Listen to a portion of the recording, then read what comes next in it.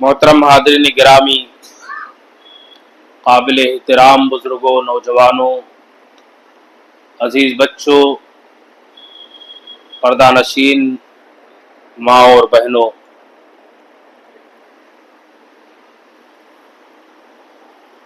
आज के इस खुतबे जुमा में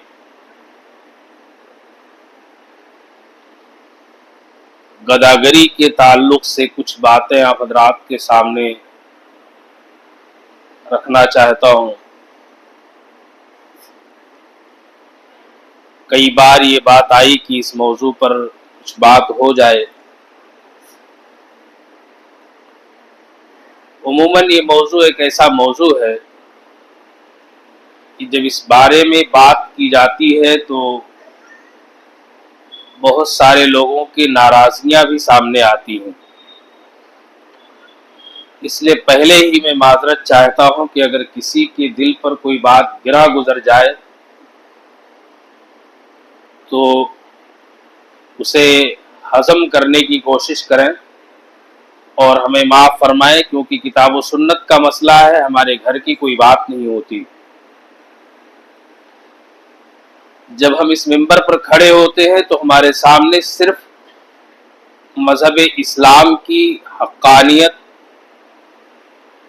और इस्लाम के बुनियादी उसूल सामने होते हैं। हमारा अपना कोई मफाद नहीं होता, क्योंकि ये मिंबर और मुसल्ला ये वो जगहें नहीं हैं कि जहां हम अपने ज़ाती मसाइल या इसी तरीके से किसी इंसान पर कीचड़ उछालने के लिए इस जगह को इस्तेमाल करें, क्योंकि इतनी मामूली जगह नहीं है। इनका जो मकाम समझता है वो कभी ये हरकत नहीं कर सकता। बहरहाल, इस्लाम में मजहब इस्लाम, जैसा कि मैंने इससे पहले कई खुतबों के अंदर एक बात कही है कि मजहब इस्लाम ना तो फ़कीरी को पसंद करता है, ना ही उसने अपने मानने वालों को फ़कीरी की तालीम दी है, और ना ही मजहब इस्लाम फ़कीरी की हिमायत करता है, बल्कि वो अपने मानने वालों को सतवत देता है, सल्तनत देता है, बादशाहत देता है, वजारत देता है, और अपने मानने वालों को बिजनेस का एक टाइकून भी बनाता है। मैंने कई खुतबों में इस बात का तज़किरा किया है बड़ी तफसील के साथ। मजहब इस्लाम किसी भी इंसान को ये नहीं कहता कि आप अपनी जिंदगी सवाल पर गुजारो, बल्कि मजहब इस्लाम की तालीम ये है।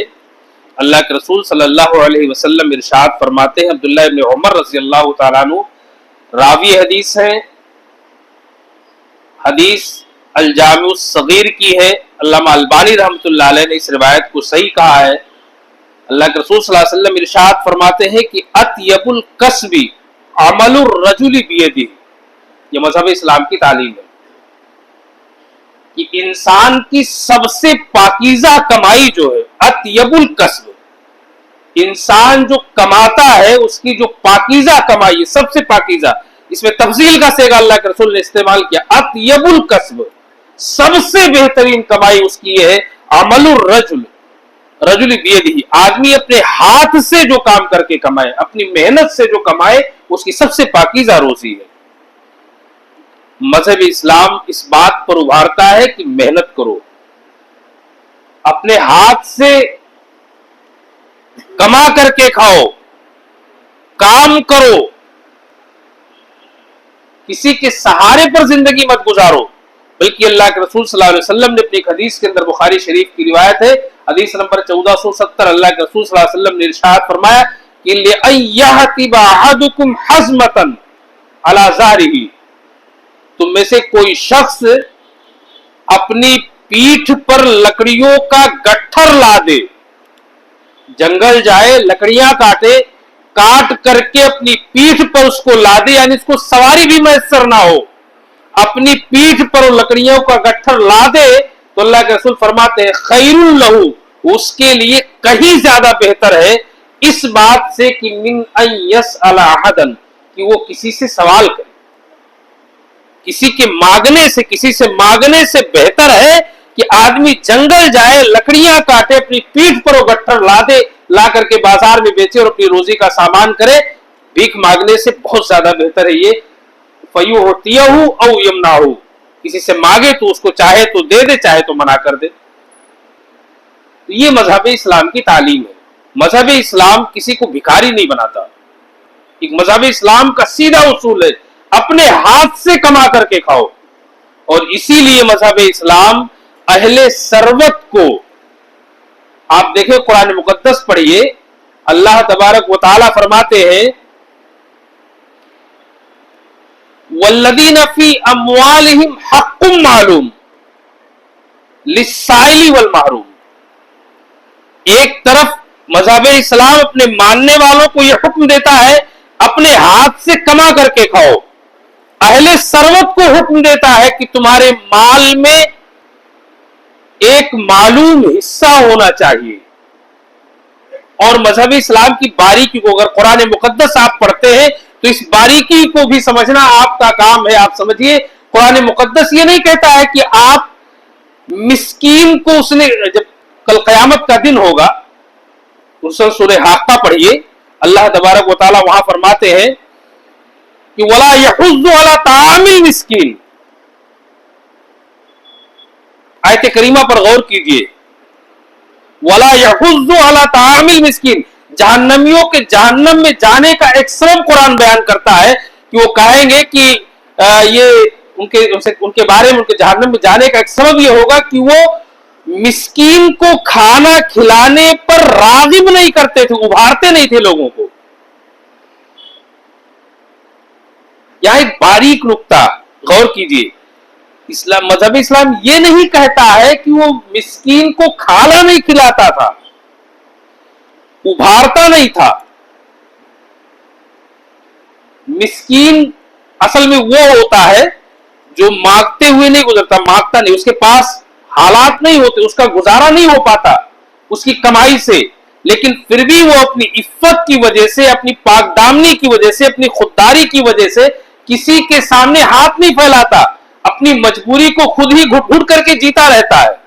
اسے مسکین کہتے ہیں. اللہ تعالیٰ نے قرآن میں اس کی بڑی تعریف کی ہے. لا يسألون الناس الحافا، اسی کو کہا ہے قرآن نے کہ وہ لوگوں سے چمٹ کر کے سوال نہیں کیا کرتے، اپنی خودداری کو محفوظ رکھتے ہیں وہ لوگ. تو قرآن کہتا ہے کہ وہ لوگ، ظاہر بات ہے کہ جب انسان کسی سے کہے گا نہیں تو اس کے حالات کا زیادہ سے زیادہ واقفیت کس کو ہوگی؟ اس کے پڑوسی کو ہو جائے گی، یا اس کا کوئی خاص دوست ہوگا تو اس کو ہو جائے گی.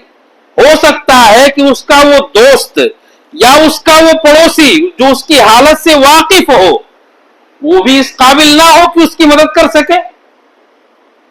تو قرآن کہتا ہے کہ وَلَا يَحُضُّ عَلَى طَعَامِ الْمِسْكِينِ، یہ مسکین کو کھلانے پر، یعنی اس کی روزی، اس کا جو ضروریات اس کی پوری کرنے کے لیے لوگوں کو ابھارتا نہیں تھا، اس لیے جہنم میں جا رہا ہے. یعنی تیرے پاس، تمہارے پاس نہیں ہے اتنی کہ تم اس کی مدد کر سکو کسی مسکین کی، تو تم کسی سے سفارش کر دو کہ بھیا وہ آدمی ایسا ہے کہ اس کے گھر میں پریشانی چل رہی ہے، تم اس کی مدد کر دو. تو قرآن کہتا ہے کہ اس لیے وہ جہنم میں جائیں گے. یہ باریکی ہے قرآن مقدس کی کہ جہنم میں جانے کا سبب یہ بیان کرتا ہے کہ مسکین کو کھانے پر ابھارا نہیں کرتا تھا، کھلانے پر کسی کو، لہذا جہنم میں جا رہا ہے. تو مذہب اسلام یہ چاہتا ہے کہ انسان مجبور بھی اگر ہو تو وہ اپنی خودداری محفوظ رکھے، دوسرا کوئی اس کی سفارش کر دے وہ خود مانگنے کے لیے نہ جائے. مذہب اسلام کی تعلیم یہ ہے. اور اسی لیے وہ جب زکوٰۃ کا حکم دیتا ہے تو باقاعدہ ایک ایک کی کیٹیگری بیان کرتا ہے کہ فلاں کو فلاں کو فلاں کو فلاں کو زکوٰۃ دی جائے، کیونکہ مذہب اسلام کی نگاہ میں یہ اولین ترجیحات ہے. اسی لیے تاکہ کوئی آدمی مانگنے پر مجبور نہ ہو، اس کی خودداری محفوظ رہے. یہ مذہب اسلام کی تعلیمات ہے. مذہب اسلام اپنے ماننے والوں کو محنت کی ترغیب دیتا ہے، مانگنے کی ترغیب نہیں دیتا. فقیر بن کر کے گھومنے کی ترغیب نہیں دیتا، حلیے بنا بنا کر کے مختلف قسم کے نقاب اوڑھ کر کے تو کچھ کیمیکل لگا کر کے معذور بن کر کے اپاہج بن کر کے گلیوں میں گھومنے کی، چوراہوں میں گھومنے کی، نکڑوں پہ بیٹھنے کی، اسٹیشنوں پہ بیٹھنے کی، سگنلوں پہ کھڑے ہونے کی، سب کی اسلام اجازت نہیں دیتا ہے۔ یہ جو ہمارے معاشرے میں جو قباحت پھیلی ہوئی ہے، یہ مذہب اسلام کو بدنام کرنے کی، اور اس میں سب سے بڑا ہاتھ بدنام کرنے کا ہمارا ہے۔ ابھی آگے انشاءاللہ بتاؤں گا کہ کیسے ہم خود اس کے ذمہ دار ہیں۔ بہرحال اس سے بڑی برائیاں پیدا ہوتی ہیں سماج کے اندر، یہ بھکاری پن سے، گداگری سے بڑی برائیاں اور بڑے جرائم پیدا ہوتے ہیں۔ اس کی ایک پوری لسٹ نیٹ پہ موجود ہے، آپ کبھی بھی سرچ کر کے دیکھ سکتے ہیں، اتنا وقت نہیں کہ مجھ کو گناؤں، اس کی ضرورت بھی نہیں ہے، عموماً سماج میں لوگ اس کو سمجھتے ہیں، جانتے ہیں۔ میں یہ بتانا چاہتا ہوں کہ اسلام کب مانگنے کی اجازت دیتا ہے، ایک حدیث پڑھ کر کے اس کی تشریح کرنا چاہتا ہوں۔ ابو داؤد شریف کی روایت ہے، حدیث نمبر 1640، حضرت قبیصہ بن مخارق رضی اللہ تعالیٰ عنہ راوی حدیث ہے۔ قبیصہ بن مخارق رضی اللہ تعالیٰ عنہ حدیث کے راوی ہیں، کہتے ہیں کہ اللہ کے رسول صلی اللہ علیہ وسلم نے ارشاد فرمایا، یا قبیصہ ان المسألۃ لا تحل الا لعہد ثلاثہ، اے قبیصہ سوال کرنا، مانگنا کسی کے لیے حلال نہیں ہے سوائے تین آدمی۔ سوال کرنا، مانگنا، بھیک مانگنا، گداگری کرنا، یہ اسلام میں حلال نہیں ہے، حرام ہے یہ، سوائے تین آدمیوں کے۔ آپ نے اس کی کیٹیگری بیان کی، آپ نے وہ بیان کیا پورا تفصیل کے ساتھ۔ آپ نے پہلے شخص کے بارے میں بیان کیا کہ رجل تحمل حمالۃ فحلت لہ المسئلہ، ایک آدمی جس نے کسی کی ضمانت لے لی۔ ضمانت لے لی مطلب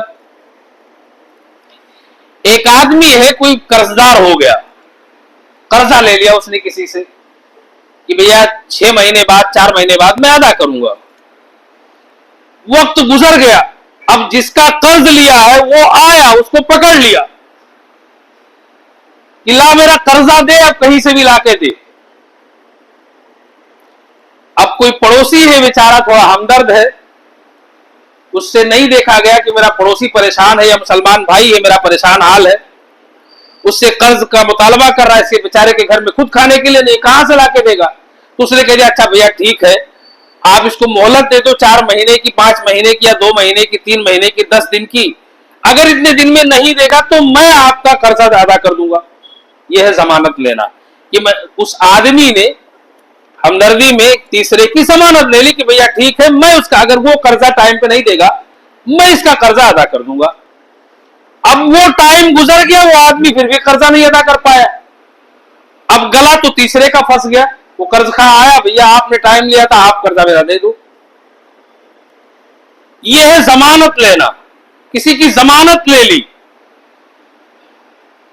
اب اللہ کے رسول صلی اللہ علیہ وسلم فرماتے ہیں کہ فحلت لہ المسئلہ، ایسے آدمی کے لیے بھیک مانگنا جائز ہے، اتنا کہ اس آدمی کا جو قرضہ ہے اس نے ضمانت لی ہے، کسی سے مانگ کر کے، وصول کر کے اس کا قرضہ ادا کر دے بیچارہ،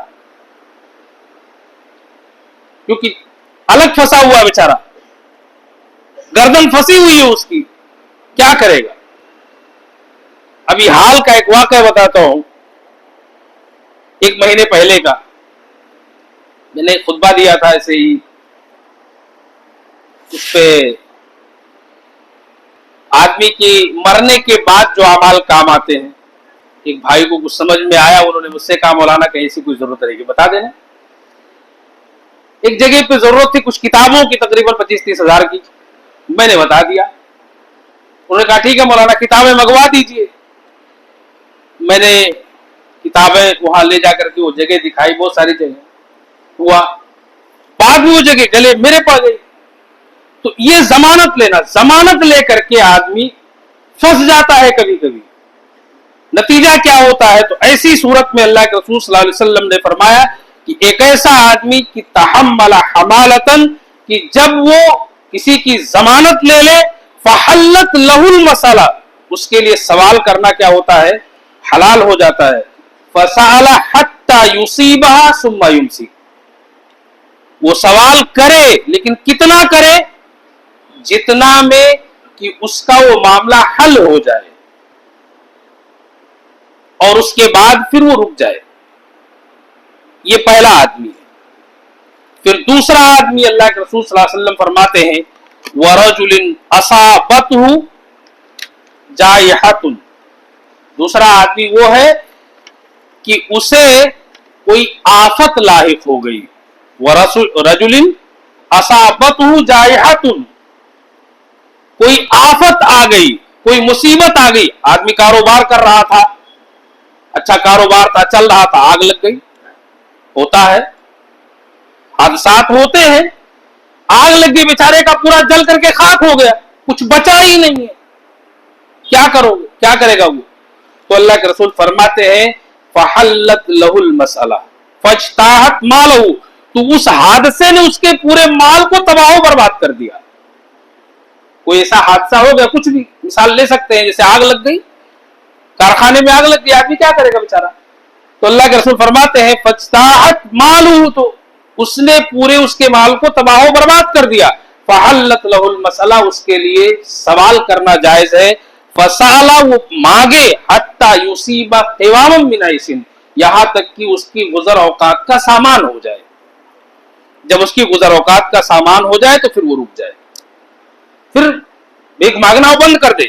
फिर अल्लाह के रसूल फरमाते हैं कि और तीसरा आदमी वरजुलिन असाबतहु फाकतुन, तीसरा वो आदमी कि उसके फाका शुरू हो जाए, यानी कुछ खाने के लिए है ही नहीं, फाका हो रहा है उस पर। हत्ता यकूल सलासतुम मिन ज़विल हिजा मिन कौमिही, यहां तक कि उसकी कौम के 3 अक्लमंद आदमी गवाही दे कि कद असाबत फुलानल फाकता, कि फला को फाका लायक हो गया है। अब यहां एक बात और कहना चाहता हूं बड़ी माजरत के साथ। हमारे यहां जब कोई ऐसा मामला होता है तो अमूमन लोग कहते हैं कि फला तंजीम की तस्दीकनामा लेकर के आओ। हमारे यहाँ तंजीमों का, अभी कोई आदमी परेशान हाल है, किसी से कोई बात बयान कर दे कि मैं इस मुसीबत में फंसा हुआ हूं, तो लोग ये करते हैं कि फला तंजीम का वो लेकर के आओ तस्दीकनामा। तंजीम के तस्दीकनामे की यहां जरूरत नहीं होती। अगर आपको तस्दीक करनी है तो उसकी कौम के 1-2 आदमियों से पूछो, उसके पड़ोसियों से मालूम करो, उसके मोहल्लेदारों से मालूम कर लो। तंजीम क्या जाने भाई, ये फॉर्मेलिटियां पूरी करवाने में आदमी परेशान हो जाता है। आपको मालूम करना है, तस्दीक करनी है कि हाँ हकीकत आदमी है या नहीं है, आप उसके पड़ोसियों से मालूम कर लो, उसके मोहल्लेदारों से मालूम कर लो, और सबसे ज्यादा पड़ोसी जानता है किसी के हालात के बारे में। तो अल्लाह के रसूल सल्लल्लाहु अलैहि वसल्लम ने फरमाया कि ऐसा आदमी कि अगर उसको फाका लाहिक हो जाए, हत्ता यकूल सलासतु मिन ज़विल हिजा मिन कौमिही, कि उसकी कौम के 3 अक्लमंद आदमी गवाही दे कि हाँ इस आदमी को फाका लाहिक हो गया है, तो अल्लाह के रसूल फरमाते हैं कि फहल्लत लहुल मसला, उसके लिए मसला सवाल करना हलाल हो जाता है। फसाला, वो सवाल करे, हत्ता युसीबा क़वामम मिन ऐसिन, यहां तक कि उसकी गुजरान का सामान हो जाए, यानी उसके पास खाने पीने का हो जाए, बस उसके बाद फिर वो रुक जाए। फिर अल्लाह के रसूल फरमाते हैं वमा सिवाहुन्न मिनल मसअला या कसीबा या कुबैसा या कबीसा, इसके अलावा जो लोग सवाल करते हैं, सुहट या कुलहा, वो लोग हराम खाते हैं, वो लोग हराम खाते हैं। साहिब हुआ सोतन, ऐसा करने वाला हराम खाने वाला है। इस हदीस में इस बात की पूरी वजाहत मौजूद है कि अगर कोई आदमी भीख मांगता है, भिखारी है, गदागरी है, करता है, तो उसका अंजाम क्या है? حرام کھا رہا ہے اگر اس کو ان تین کیٹیگریوں میں سے نہیں آتا. ایک صاحب آتے تھے, بزرگ تھے, وہ میں دوسری جگہ امامت کرتا تھا, وہ آتے تھے 5-6 سال پہلے کی بات ہے, آتے تھے بیچارے اپنی بیٹی کی شادی کے لیے.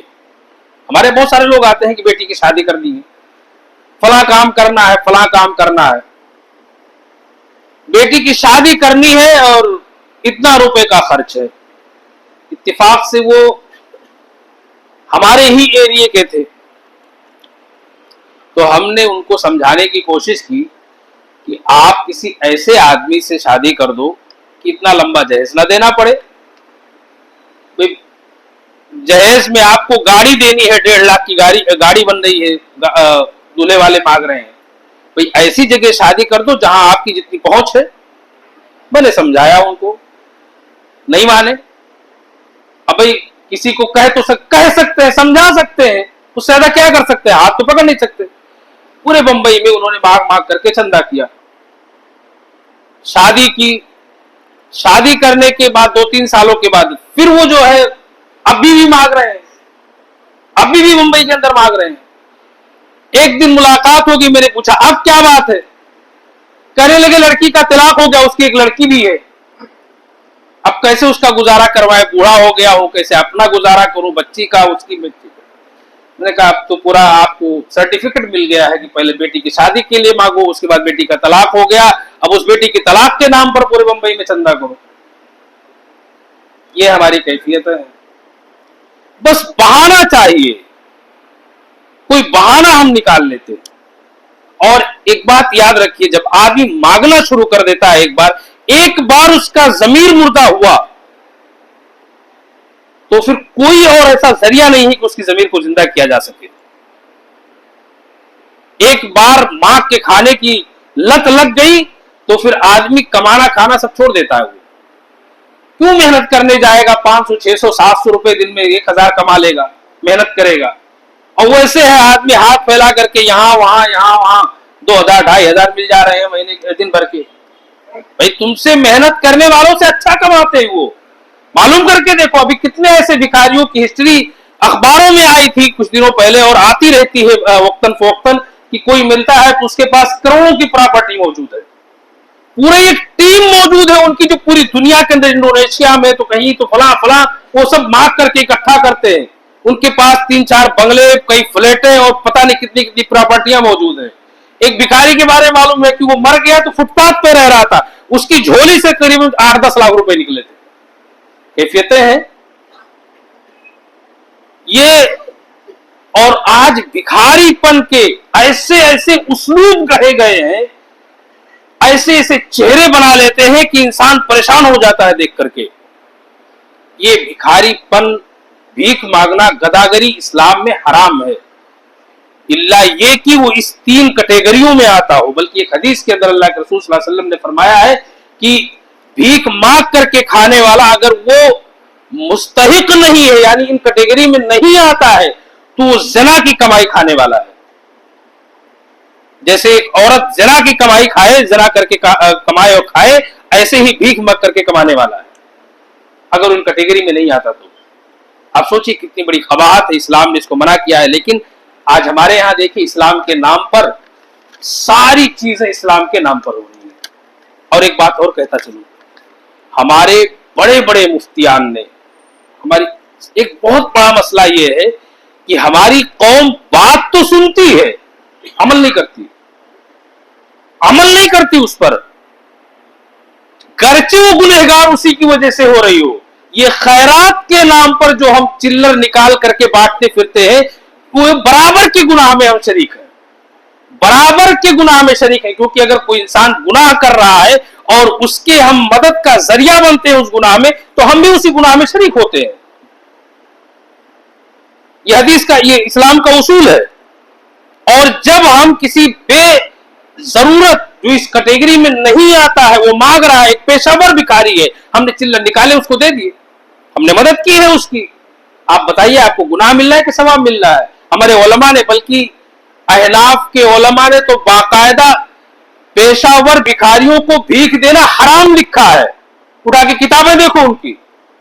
हमारे उलमा ने भी बड़ी सख्ती के साथ मना किया कि पेशावर भिखारियों को भीख नहीं देना चाहिए, इससे बढ़ावा मिलता है, बल्कि आप अपने समाज पर गौर करो, जो मुस्तहिक हो उन तक उनका हक पहुंचाओ। ये इस्लाम का मजाज है।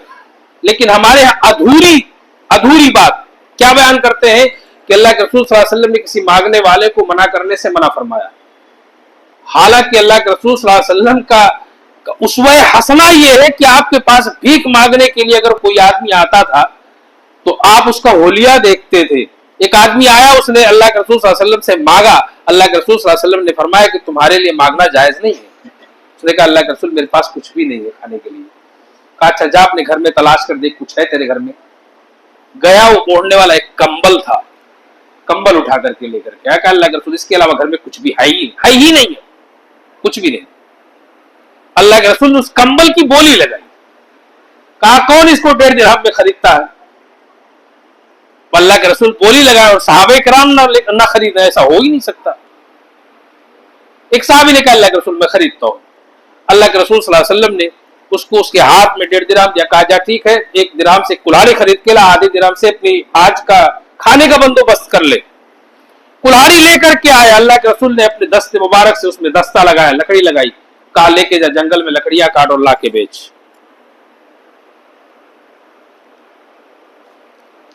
अल्लाह के रसूल का उसवा तो यह है कि आपने कोई ऐसा आदमी अगर मिला है तो उसको आपने भीख मांगने पर नहीं उभारा है, बल्कि उसको मना किया, उससे रोका है। ऐसी एक नहीं कई हदीसें आपको हदीस किताबों में सैकड़ों मिल जाएंगी जिसमें अल्लाह के रसूल सल्लल्लाहु अलैहि वसल्लम ने सहाबे किराम को मांगने से मना किया। बल्कि बाद सहाबा तो अल्लाह के रसूल सल्लल्लाहु अलैहि वसल्लम से बैत अल्लाह के रसूल ने की कि तुम कभी किसी से कुछ मांगोगे नहीं। उनकी हालत ये थी कि अगर वो सवारी पर, ऊंट पर सवार होते थे और उनका कोड़ा सवारी से नीचे गिर जाता था तो किसी से नहीं कहते थे कि मेरा कोड़ा उठा करके दे दो, बल्कि वो सवारी बिठाते थे, उतरते थे, अपना कोड़ा उठाते थे, फिर सवारी पर सवार होते थे, फिर वो आगे चलते थे। ये सहाबे कराम का तारीख वाक़यात मौजूद है। अल्लाह के रसूल ने उन्होंने बैत की थी कि मैं मांगूंगा नहीं। ये इस्लाम का मजाज है। इस्लाम अपने मानने वालों को भीख मांगने पर नहीं उभारता। आज जहां देखो 90 से 95% अफराद मुस्लिम भीख मांग रहे हैं, बल्कि लोगों ने तो भिखारी कौम समझ लिया है भाई, बाकायदा भिखारी कौम। कौन? मुस्लिम। भिखारी का लफ्ज आते ही जहन में क्या? मुस्लिम। इसकी वजूहात में एक तो सबसे पहला गलत अकाइद, जैसे बुद्ध मत है, या इसी तरीके से हिंदू मत है, या इसी तरीके से ईसाइयत, ऐसे कई मज़ाहिब हैं कि जिनके अंदर जो पेशवा होता है, रहबर होता है, अगुवा होता है, यानी इज्जत के मकाम पर होता है, उसको कमाने की इजाजत नहीं है, बल्कि वो कशकोले गदाई ले और अपने नीचे वालों से वो मांगता फिरे और उनके जरिए से अपनी रोजी का इंतजाम करे। बड़ा मुकद्दस पेशा इसको माना गया है। कई मज़ाहिब में से आप बुद्ध मत को देख लीजिए। वही अकायद मुसलमानों में आए। यहां भी मज़ारात के नाम पे तो कभी कव्वालियां गा करके, तो कभी कुछ कर करके उसको एक मुकद्दस पेशा बनाया गया। बल्कि आज तो हालत यह है, बड़ी अफसोस के साथ ये कहना पड़ रहा है कि अइम्मा को भी ये लगता, बाज लोग ये समझते हैं कि इमाम अगर कुछ करता है तो गलत कर रहा है। मस्जिद का इमाम नहीं हो सकता अगर कोई अपने हाथ से कमा के खाने वाला हो। बस उनको लोगों के यानी मुक्तदियों के रहमो करम पे पलना चाहिए। ये उसूल बन चुका है हमारा मजाज, जबकि इस्लाम का मजाज इस सिरे से है ही नहीं। इस्लाम तालीम कुछ और देता है, हमारे मानने वाले उसकी तालीम कुछ और समझते हैं। ये तो पहली चीज, इसके बढ़ने की वजूहात में से पहली वजह जो है ये गलत अकाइद है, गलत मजहबी अकाइद। और दूसरी वजह हमारे मुतकब्बिर मालदार लोग, माफ कीजिएगा सारे लोग इसमें शामिल नहीं होते हैं, तकब्बुर करने वाले मालदार, जिनको अल्लाह तबारक व तआला ने پہلے انتہائی غریب تھے، اللہ نے اچانک دے دیا، اب اس کو پھولے نہیں سماتے، کسی کے جیب سے نکال کر کے 10 روپے کسی کے ہاتھ پہ رکھتے ہیں تو سمجھتے ہیں ہاں میں سیٹ ہوں۔ اب یہ کہانی جو بنی ہوئی ہے ایک وجہ یہ ہے، حالانکہ اسلام ان کو یہ حکم دیتا تھا کہ اگر یہ امیر جن کو اللہ نے دولت دی ہے اگر آپ مفلسوں کا حق محسوس کرتے ہیں تو اسلامی تعلیمات کے مطابق ان کی باعزت کفالت کرنے کا انتظام کرتے، بھیک دے کر کے نہیں، اسلامی تعلیمات کے مطابق اگر آپ کو اللہ نے دولت دی، ثروت دی ہے تو ان کی باعزت کفالت کا انتظام کرتے، لیکن وہ ہو نہیں سکتا، کر نہیں سکتے، 10 روپے نکال کر کے دیا سمجھ لیا ہم سیٹ ہے۔ یہ جو کہانی بنی ہمارے سماج کی، یہ انتہائی دوسری وجہ ہے۔ یہ اسی طریقے سے اسلامی تعلیمات سے ناواقفیت، اگر لوگ یہ سمجھتے کہ یہ پیشہ ور بھکاریوں کا بھیک مانگنا جتنا بڑا جرم ہے اتنا ہی بڑا جرم ان کو بھیک دینا بھی ہے، تو ہمارے ہاں خیرات کے نام پر نکال کر کے نہ دیا جاتا۔ یہ اسلامی تعلیمات کے سرافر منافی ہے، اسلامی تعلیمات سے ناواقفیت کا ایک نتیجہ یہ ہے، ان کو علم ہی نہیں ہے کہ خیرات کے نام پر پیشہ ور بھکاریوں کو بڑھاوا دینا یہ بذات خود ایک جرم ہے۔ ہم سمجھتے ہیں کہ خیرات کے نام پر جو دے رہے ہیں اس سے اللہ خوش ہو رہا ہے، دعائیں قبول ہو رہی ہیں، ہماری مصیبتیں دور ہو رہی ہیں، حالانکہ یہ نہیں جانتے کہ جو ہم نکال کر کے یہ دے رہے ہیں ہم بذات خود ایک جرم کا ارتکاب کر رہے ہیں۔ تو یہ چیزیں اسلامی تعلیمات کی ادھوری تعلیم کا ایک نتیجہ ہے۔ اسی طریقے سے خیرات دینا یہ ایک اچھا عمل ہے، خیرات دینا ایک اچھا عمل ہے، لیکن اسوہ رسول کے مطابق خیرات کس کو دی جائے؟ اگر محسوس ہوتا ہے کہ کوئی مستحق ہے اس مستحق تک خیرات خود پہنچائی جائے، اس مستحق تک خیرات پہنچائی جائے، اور اگر کوئی آدمی مانگنے پر مجبور ہو چکا ہے تو کوشش یہ کرے کہ تحقیق کر کے اس کی اتنی مدد کرے کہ دوبارہ وہ مانگنے پر مجبور نہ ہو۔ یہ اسلامی تعلیمات ہے۔ اسلام کی تعلیم جو خیرات کا مفہوم ہے وہ خیرات کا مفہوم یہ ہے، اگر عمل کرنا ہے خیرات پر تو اس پر عمل کیجیے۔ ایک وجہ اور بنتی ہے اپاہج اور معذور لوگوں پر ترس کھانا، کہ ہمدردی اور ترس کی وجہ سے انسان اپاہج اور معذور کو دیکھ کر کے مدد کرتا ہے۔ انسانی ہمدردی ایک اچھی بات ہے، بڑی جلدی سے 2 منٹ میں ایک بات کہتا ہوں، انسانی ہمدردی اچھی بات ہے، لیکن اس کا تقاضا یہ ہے کہ ان کے دکھ کو سمجھا جائے اور اس کا مستقل حل سوچا جائے، یہ نہیں کہ اس کو 10 روپے 5 روپے دیکھ کر کے بھکاری بنا دیا جائے۔ انسانی ہمدردی اچھی بات ہے، کسی اپاہج کو دیکھ کر کے ہمدردی پیدا ہونا اچھی بات ہے، لیکن اس کا حل سوچا جائے، مستقل حل سوچا جائے کہ اسے بار بار مانگنے کی ذلت سے بچایا جائے، کوئی ایسا کاروبار، کوئی ایسا انتظام ان کے لیے کیا جائے کہ ان کا یہ بار بار مانگنے کی ذلت انہیں نہ اٹھانی پڑے بلکہ وہ خود کفیل بن سکے۔ اسی طریقے سے ایک وجہ اور بہت بڑی وجہ ہے، ہمارے سماج کی خود ساختہ تنظیمیں اور اسی طریقے سے خود ساختہ بیت المال بنے ہوئے، جہاں نظام اپنا ہوتا ہے، اسلامی نظام نہیں ہوتا۔ بیت المال کا قیام دراصل اسلامی حکومت کی ذمہ داری ہے، اور جب وہ حکومت نہیں ہوتی ہے تو ہوتا کیا ہے، یہ خود ساختہ جب بیت المال قائم ہوتے ہیں تو ان میں غبن، خیانت، چوری، مالی براہ روی، یہ ساری چیزیں، اور اس کے بعد پھر اپنے پہچان والوں کو، اپنے رشتہ داروں کو ترجیح دینا، اسی طریقے سے حقیقی پریشان کو پریشان کرنا، ان کو محروم رکھنا، اور اسی طریقے سے ان میں خود ساختہ قوانین بنا کر کے بہت ساری ایسے کام کرنا جو غریبوں اور محتاجوں کے منافی ہوتے ہیں۔ اس کے بعد پھر اسی طریقے سے کہیں پر ان کے ذریعے سے صرف اپنی برادری کو ترجیح دی جاتی ہے، تو کہیں ان کے ذریعے سے اپنے حاشیہ بردار، خفیہ برداروں کو ترجیح دی جاتی ہے، کہیں مفادات سفارش کی بنیاد پر حاصل ہوتے ہیں، تو کہیں ایسا ہوتا ہے کہ یہ بیت المال، یہ تنظیمیں انسان اپنی جاگیر سمجھ کے بیٹھ جاتا ہے۔ اور پھر اس کے بعد ہوتا یہ ہے کہ وہاں سے لوگوں کو مفاد نہیں ملتا، فائدہ نہیں، غریبوں محتاجوں کو فائدہ نہیں ہوتا، بلکہ وہ ایک کمائی کا ذریعہ بنا لیے جاتے ہیں۔ میں ایسی کئی تنظیموں کا نام گنا سکتا ہوں، لیکن نام نہیں گنانا ہے مجھے، یہ برائی ہوگی کہ جہاں لوگوں نے لوگوں سے پیسہ لیا زکوٰۃ کے نام پہ، غریبوں کی امداد کے نام پہ، اور انہوں نے ایک ادارہ قائم کیا، ادارے کو ایک اچھی مالیت کے طور پر بنایا، اس کی پراپرٹی بنائی، اور پھر اس کے بعد اس کو اپنے مفاد کا ذریعہ بنا لیا، چاہے وہ اسکولوں کے ذریعے سے ہو یا وہ کسی اور ذریعے سے ہو۔ کسی بھی چیز کو اگر بزنس کے طور پر بنانا ہے، اللہ کے لیے بزنس خود بناؤ، محنت کرو، کوشش کرو۔ تمہیں بزنس کرنے سے ہم خود کہتے ہیں کہ اتنی کوشش کرو کہ تم بزنس ٹائکون بن جاؤ، سب سے بڑے بزنس مین بنو۔ عبد الرحمن ابن عوف رضی اللہ تعالیٰ عنہ کی سیرت پڑھ لو، بہت بڑے بزنس مین تھے۔ عثمان غنی کی سیرت پڑھو، بزنس ٹائکون تھے یہ لوگ۔ اسلام تم کو منع نہیں کرتا، لیکن غریبوں کے نام پر، محتاجوں کے نام پر اور چھچھورا پن کر کے، ان کے حقوق کو مار کر کے پھر بزنس کرنا، بزنس بنانا، یہ سب بیوقوفی والی باتیں۔